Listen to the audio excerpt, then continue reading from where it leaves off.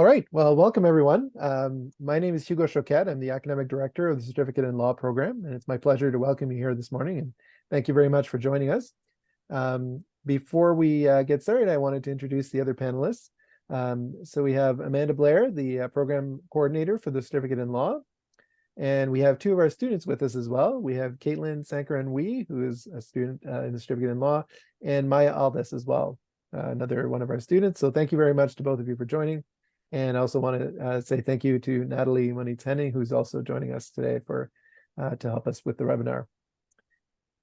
The first thing is we're going to watch a short video on the Certificate in Law program, and then we'll each discuss the main aspects of the program.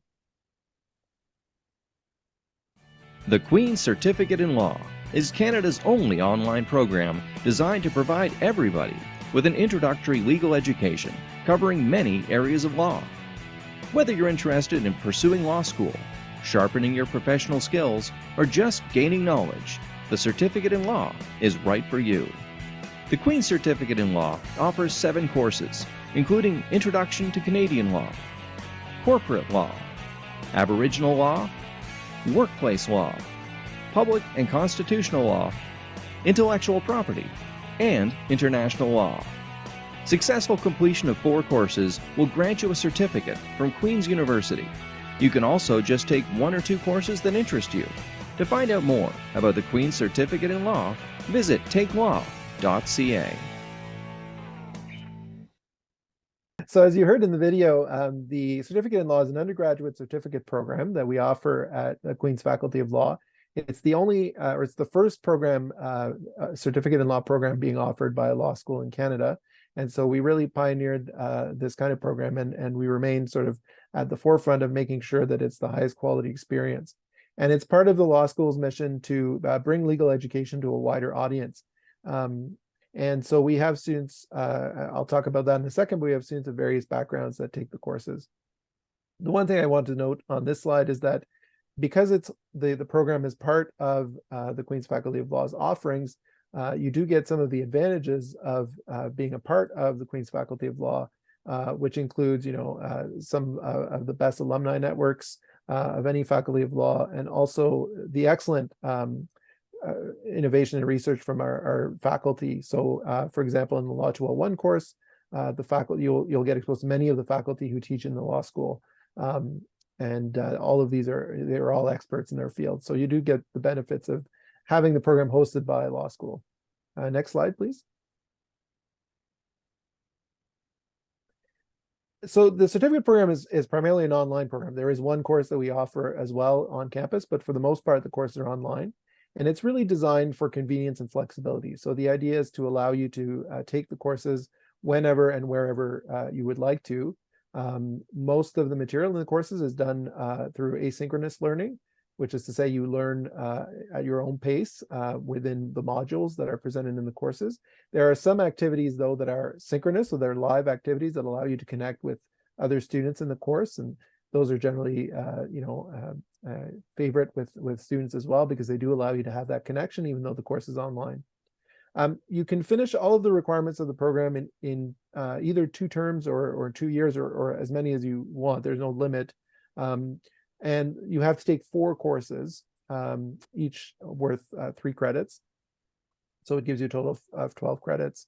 And every component of the course is offered online for the online courses. So even the final exam is done online through our learning management system.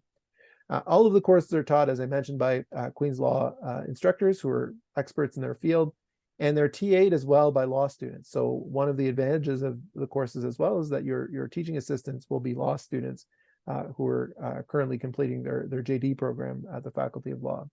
And we offer quite a variety of courses in the program, and I'll talk about the different courses in a second. Next slide, please. So the courses we offer, again, cover a wide range of subjects. We have an introductory course, the Introduction to Canadian Law course, which we recommend as an entry point because it will give you a lot of the essential background needed to understand law in general. But then we also offer subject-specific courses like Aboriginal law, workplace law, corporate law, public and constitutional law, intellectual property, and international law. And you can take any 4 of these to make up your certificate. So you don't have to take specific courses. Depending on your interests, you can take any 4 or more if you want, but you only need 4 to complete the certificate. And again, these all will cover those specific aspects of law and are taught by experts in those areas. Next slide, please. So why take the certificate in law? Well, as the first thing is that a basic knowledge of law is a very useful skill in today's world. As you know, law is all around us, and it's very hard to look at any news story that doesn't have some legal aspect to it. And so having a knowledge of law, a basic knowledge of law, can really help you in your professional career, whether you intend to pursue further legal studies or not. And so that's an important thing. It's equally important to you if you're going into a different field.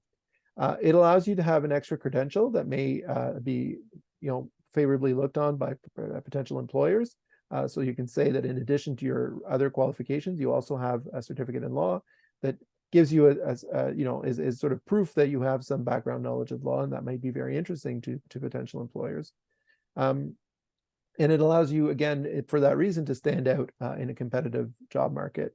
It's an extra credential that you can show that will be useful to you. So those are all some reasons why you might want to take the certificate. Next slide. Now, as far as who takes the certificate, as I mentioned earlier, we have a great range and a very diverse group of students. So we have undergraduate students who are completing their undergraduate degrees, and we have also mature students who may be at the midpoint of their career or even in retirement, who are interested in taking our courses, and with a wide range of different experiences and backgrounds. So we have a very diverse group of students, and that's one of the things that really enriches the course as well, as you get to learn not just from the instructors, but also from your fellow students and their experiences. What do people do with the certificate? Is, where do they go after they take the certificate? Well, the certificate is, as we mentioned, is sort of an add-on to other qualifications. But we have a number of our students who have gone on to further legal studies, to take a JD, so a law degree, or other kinds of legal studies.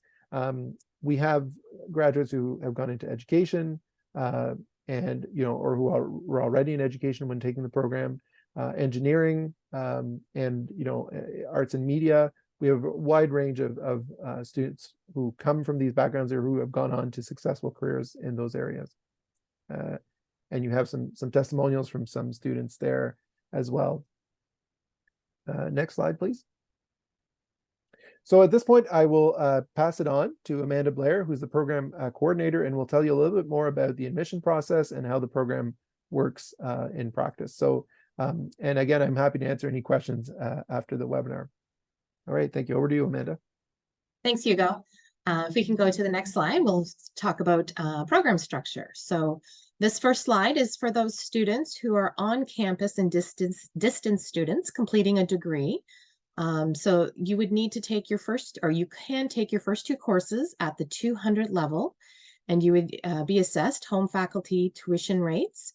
These 2 courses at the 200 level would count as electives towards your degree program. Another option for students is that you can substitute Commerce 382 for corporate law, EMPR 210 for workplace law, and Philosophy of Law 318 for any one of the 200 level courses.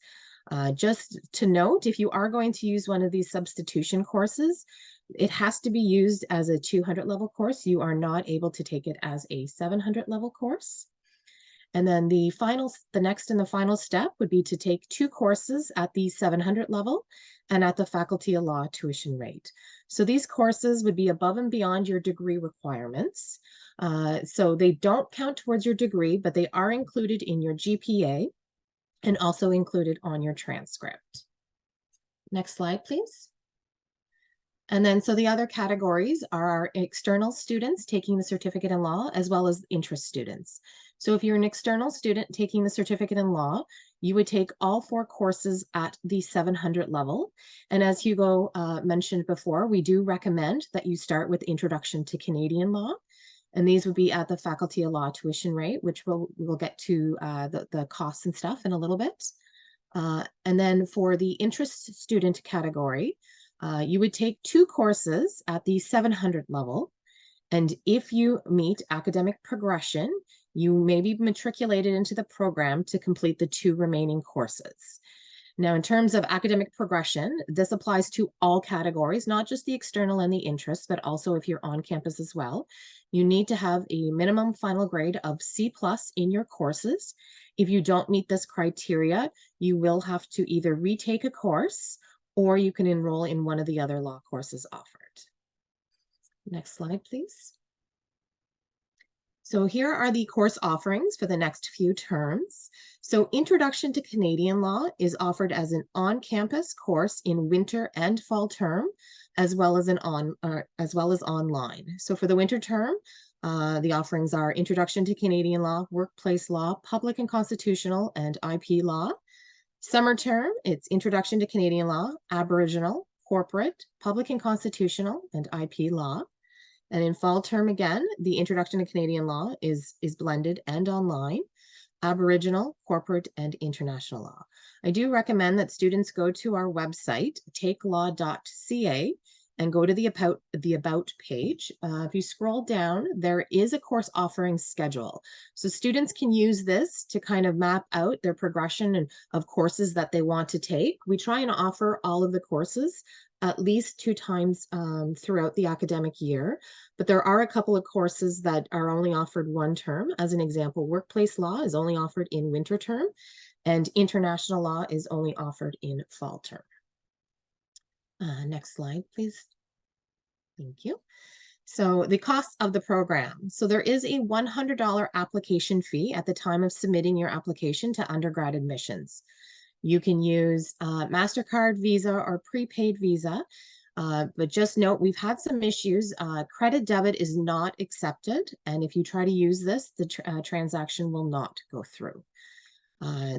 As in terms of the 200 level courses, you are assessed your home faculty tuition rates, and 700 level courses. So if you are a domestic student within Ontario, the cost would be $1,134. And if you're a domestic outside of Ontario, it is $1,249.98. So you can go to takelaw.ca and go to the About page, and down a bit there is a chart with all the tuition fees. So it includes all the domestic and the international fees on that page. Students may be eligible for part-time financial aid. Interest students are not eligible. So if you're not sure if you would be, if you go to that, the tuition page that I was just speaking about, right underneath, there is a link to the Student Awards website where you can go on with all information. It gives you a bunch of information about OSAP, and if you're in one of the other provinces and even outside of Canada, there's some financial aid in that available. Another thing to mention about costs is textbooks. So they vary anywhere from about $75 to about $150. If you go to the website, takelaw.ca, on the courses page, each course page on the bottom has a course material. So you can go on there and learn more about the textbook. You can purchase it directly from the Queen's Campus bookstore or from the publisher. And then just another thing to note is that of the 7 courses, Aboriginal law and public and constitutional law do not have mandatory textbooks. However, all the readings will be included when you go to do your course. Next slide, please. In terms of admissions, if you are a Queen's student and have completed at least 1 year of studies, or a student at another recognized university, and your GPA is 2.6 or higher, if you submit an application, you will be accepted into the program. For students at a college, as long as you've completed a 2-year diploma or 2 years of a 3-year full-time advanced diploma and apply, you would be matriculated, and the minimum GPA for that is 2.9. Interest students, no supporting documentation is required for interest students. However, you must be, the candidate must be 21 years of age or older at the time of submitting your application. And all applications for the upcoming winter 2024 term close on December 1st. And then the deadline to submit transcripts or any outstanding documents would be December 8th. And I think that is it for that page. I think we're going to move over. If Hugo wants to introduce the students, we can talk to Caitlin and Maya about their experience with the certificate in law. Yes, thank you very much, Amanda. And so I'm going to hand it over to Caitlin to start maybe. And yeah, go ahead. Good morning, all. My name is Caitlin Sankaran-Wee. I'm a fourth-year student here at Queen's as a psychology major, employment relations minor, and a certificate in law graduate. I applied for the certificate program after my first year of undergrad studies. I had heard about the program from my mentor that was matched with me as part of the arts and science faculty, who is also a psychology major. I hope to gain a foundational understanding of law during my undergraduate years. In particular, I appreciate how the program is structured in a flexible manner that accommodates online learning and summer term offerings as well. In my second year, I took Intro to Canadian Law in the fall term and Workplace Law in the winter term. I then took Aboriginal and Intellectual Property Law in the summer term when I was back home in Vancouver. My favorite course has been Workplace Law, as the topics covered were especially relevant and applicable to our daily lives. Prior to knowing that I wished to study law, I've always been interested in human resources. A great aspect of the law certificate is the freedom to make the certificate experience your own with your course choices. I was able to gain a solid understanding of legal concepts through Intro to Canadian Law. I could also explore other disciplines of interest through Aboriginal and Intellectual Property Law. Furthermore, taking Workplace Law solidified my interest in the subject area. The certificate in law also supplements my studies as an employment relations minor. Through the Workplace Law course, I was able to find the intersection of law and employment relations through my course selections, which has greatly enriched my academic experience and furthered my interest in exploring how laws and the regulatory environment affect our ever-changing world. I've now completed the law certificate program and hope to attend law school. I submitted my Ontario applications this past month, and I'm working on my application for a UBC currently. Thank you for listening, and I hope that you'll consider applying for the certificate in law. Thank you so much, Caitlin. And now I'll hand it over to Maya to give us her experience. Thank you, Hugo. And yeah, honestly, I think Caitlin summed that up very, very well, but I will try my best to top that. Hi, everyone. My name is Maya. I'm a fourth-year undergrad here at Queen's. I major in global development studies with a minor in history, and I'm actually a current student in the certificate in law program. I've taken Intro to Canadian Law, Aboriginal Law, and I'm actually taking international law right now as we speak. But yeah, I essentially joined the certificate in law program in my third year. So I kind of took a bit longer than Caitlin to kind of figure out what I wanted to do and kind of explore that option there. But that being said, it has been so incredibly accommodating, even though I've joined maybe typically a bit later than some of the other people here in my time at Queen's. So that is definitely the number one perk in my life for me, is how accommodating it is with my schedule.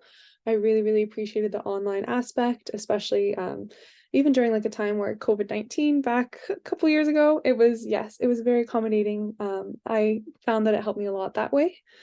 Another thing that I actually wanted to touch on with the certificate in law program was how helpful everyone in the certificate in law, maybe professors, staff, is. You feel genuinely very supported. Some of my favorite TAs that I've had in my time at Queen's have been in from my certificate in law courses. So that's something I find very beneficial, is that they're very supportive in your academic interests, but also just if you have a question about law, if you like, they're here to help. You feel very supported. There's no silly questions. It's all very supportive environment where they really encourage you to learn and try your best. So definitely a highlight for sure is that supportive environment. And the other thing I'd like to note as well, Hugo actually touched on this earlier, is how diverse the student body is in the certificate in law team.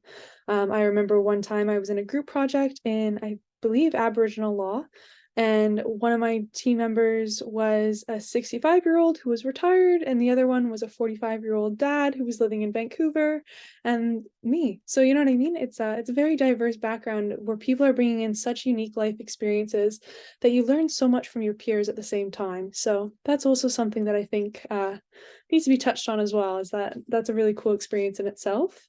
And yeah, all in all, I could not be happier that I've chosen to do this. It's definitely some of the things Hugo and Amanda were touching on, even just like having a competitive edge on like the new job market, enhancing your skills, all of that has definitely been the case for me. So yeah, I definitely am very, very happy with the decision. And if anyone has any questions, I would be happy to chat further with them about it. So thank you. Thank you so much, Maya. And so I believe at this point we're moving on to the question part of the session. So I noticed we have 2 questions in the Q&A function already, but feel free to add to them, and we're going to be trying to take them as they come. Sorry, Natalie, are they able to ask live questions, or do they have to use the Q&A function?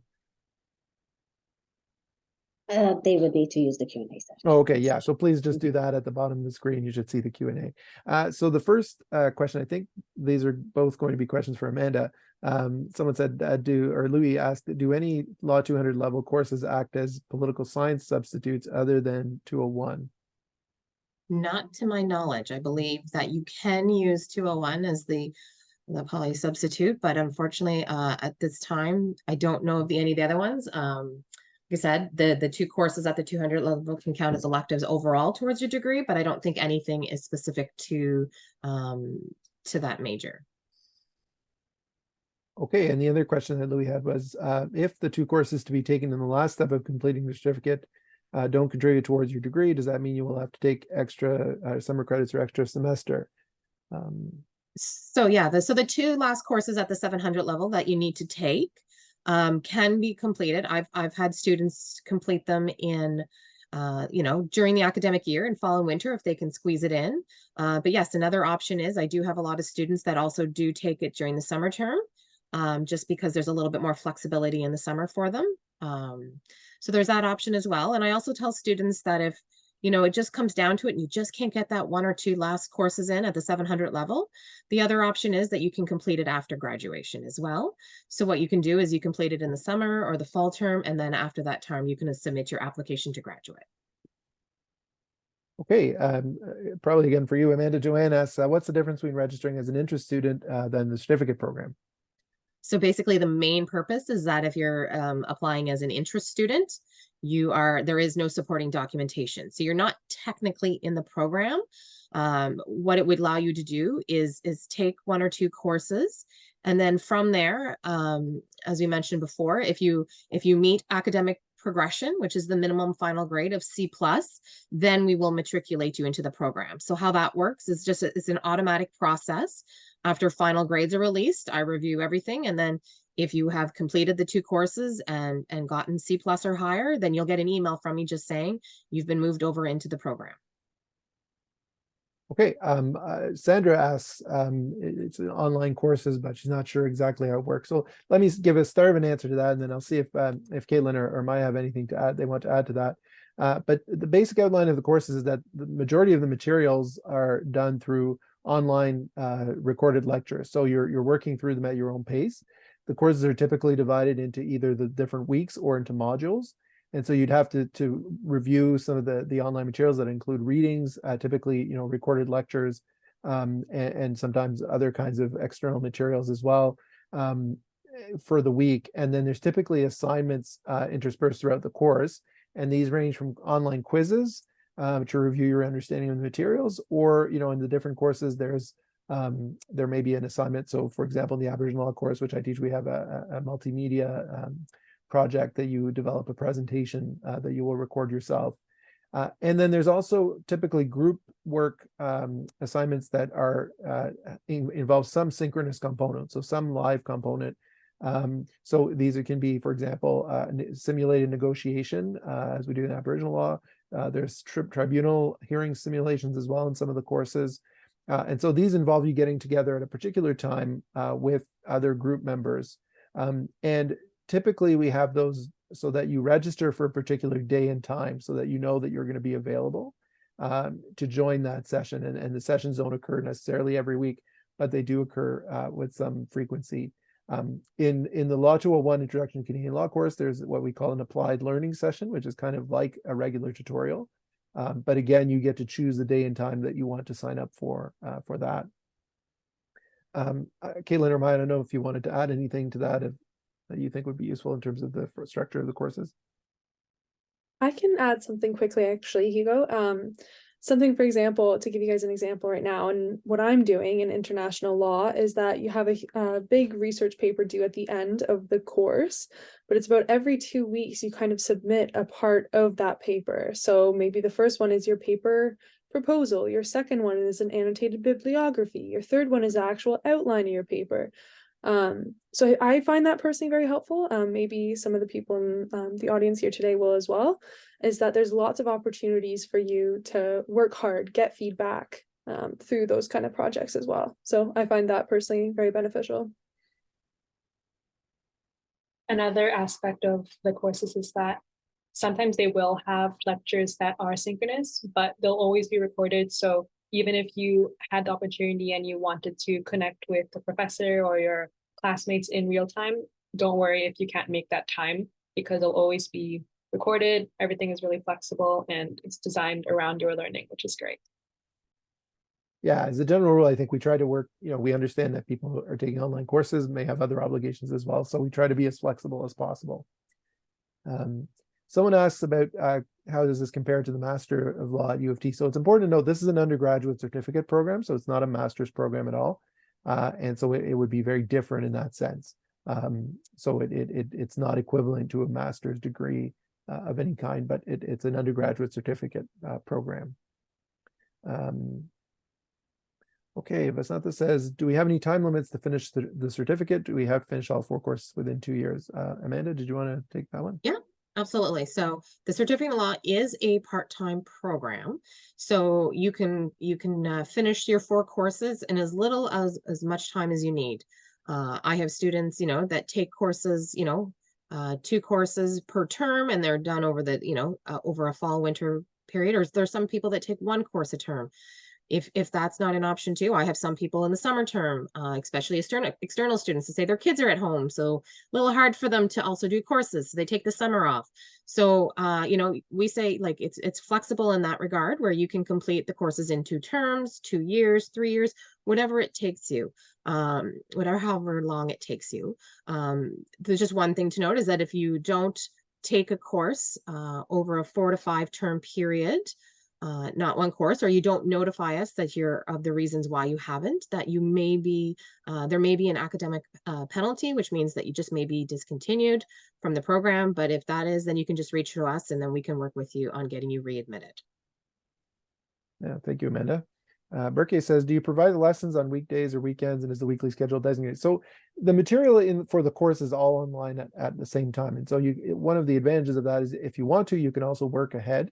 You can work, to do the week by week the way it's set out, but you're not limited to that. Occasionally there will be assignments that will only open at certain times. But for the most part, you're free to work at your own pace, except for the synchronous parts of the course. And those are the only ones that really require you to be available at particular times. But again, usually we have you select those times ahead of time. But otherwise, it's very flexible. We do recommend a certain amount of things to do per week, but you can work ahead if you want. Joanne says, is it possible to complete the program within 1 year or shorter, say 3 semesters within 9 months? Absolutely. You could take it, as you said, it's designed with flexibility in mind. So if you wanted to take, 2 courses 1 term and then 1 in the other 2 courses, then yeah, absolutely. You can definitely do it within 1 year. Yeah. Someone asked if we need textbooks. So yes, some courses do require a textbook. Other courses, though, the materials are all online. So the Aboriginal Law course and the Public and Constitutional Law course do not require a textbook, but the most of the other courses will. As Amanda mentioned, there's a cost associated with that, but you can feel free to email if you want to know exactly how much that will be. Someone asked about having a bachelor's degree, but also a master's degree from UBC in an unrelated subject. general science. Can I apply to this program without any further credential reevaluation? I think I'll leave that to Amanda. Yeah, I mean, if it's a master's degree, then absolutely you can use that as for admission into the program.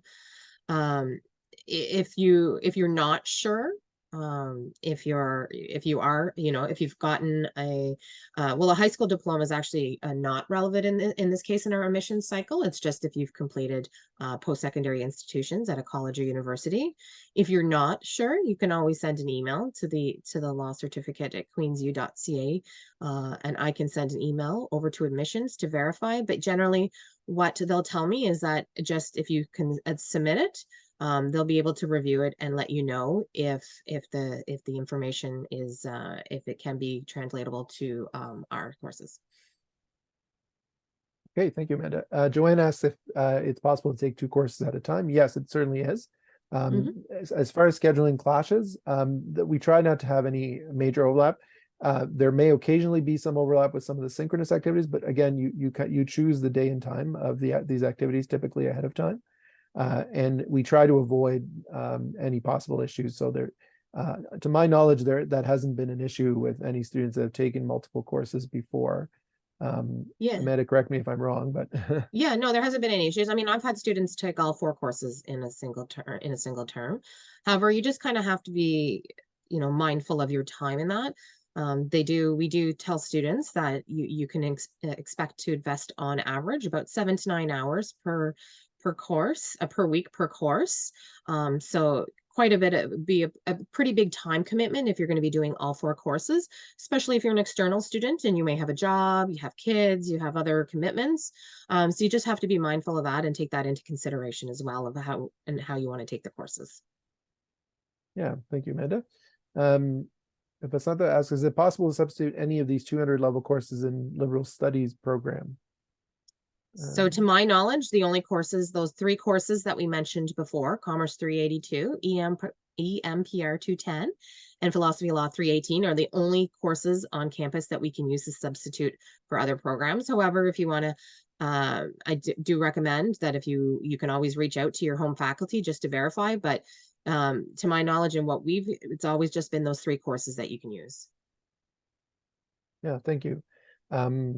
Debbie asks, I have a 9-to-5 full-time job at the bank, would like to take 2 courses per semester and complete my certification within 2 years. Would that be manageable? So it's really, as Amanda just said, it really depends on your own commitments and how much time you have to commit to it. We typically recommend 7 to 9 hours a week to complete the work, if you're doing it week to week. Now, as I mentioned, there's some flexibility around that, and you can certainly, for the most part, can organize that for yourself. So it really depends on how much capacity you have to take on additional work with a full-time job. It certainly would be a big time commitment. But again, it's really an individual kind of question. It's hard to know. It really depends on your own circumstances. I don't know if Caitlin and Maya, if you have any insight on that, or. I think you summed that up pretty well. For example, I took one in the summer and I was working 9 to 5 every day. I even had a part-time job on weekends. And me personally, I was still able to complete the course and do well in it. I think it is definitely about like how much time and effort you are able to put in, for sure. But yeah, if that helps in any way, Debbie, I was kind of in a similar circumstance and I was all right. So hopefully that gives you some hope and makes you feel at ease. And as well, if you eventually do enroll in the course, I think something that really helped me was once we got all like the syllabus and all of our dates lined up, towards the end, if there was like a group project or wherever the synchronous group work is kind of introduced, then maybe those weeks might have like a little bit more work than usual, just because you are not independently working, you're also working on with other people's schedules. So that kind of helped in terms of like managing my time a bit better. Yeah, and just one more thing to add to that too is that there are different drop deadlines too. So if you get into a course, and you're overlooking the course and reviewing it, and you go through the syllabus and that, and you just find it's just going to be too much for you in that, as long as there's like I said, there's specific deadlines. But as long as you drop by those specific deadlines, you can get all or partial refund. Yeah. Yeah, thank you very much. So Daryl says, I'm a senior and presently working on a certificate program through the online program of Athabasca U. I have transcripts from the U of Calgary and Regina going back through the years, but no specific degree.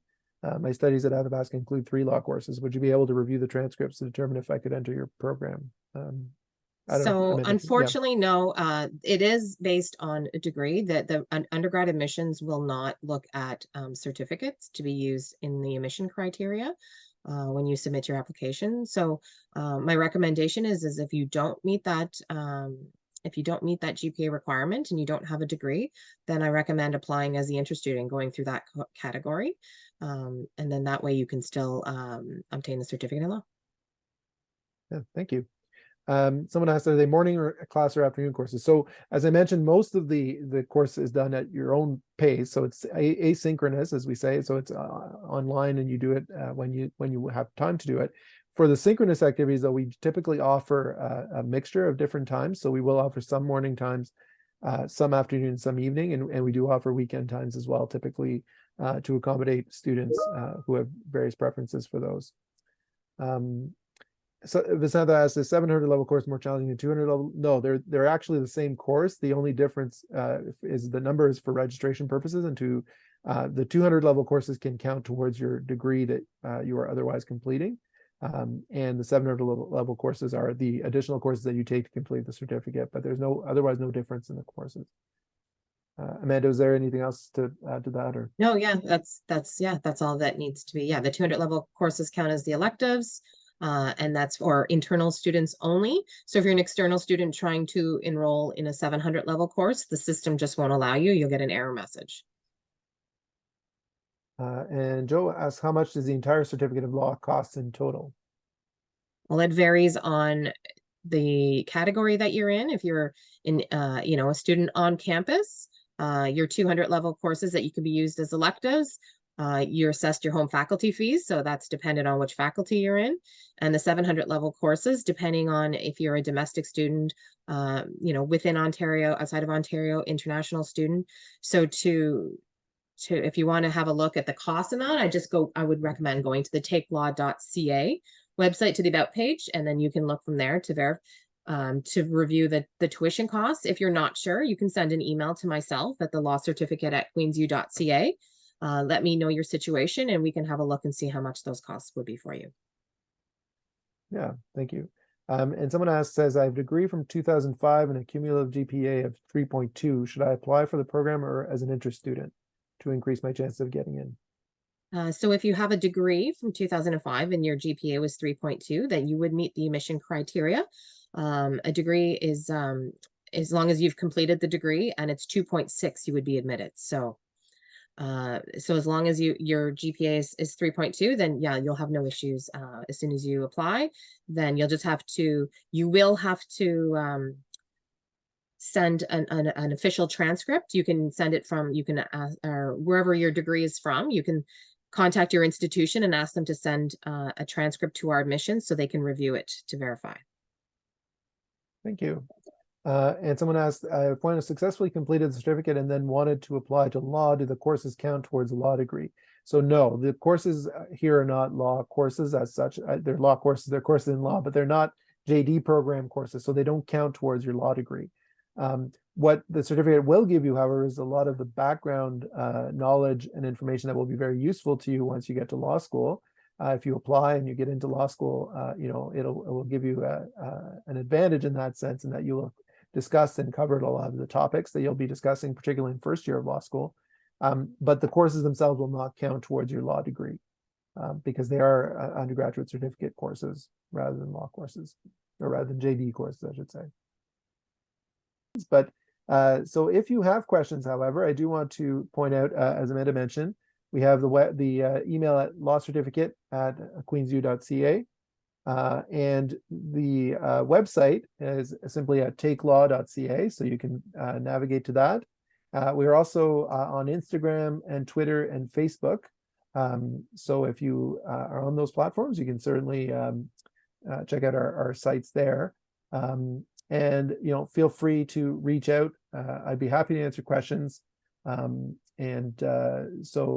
anytime, we're very happy to hear from you. So I want to thank our panelists today for participating, and I want to thank you for attending. And again, please don't hesitate to reach out if you have questions about the program. All right. Thank you very much, everyone.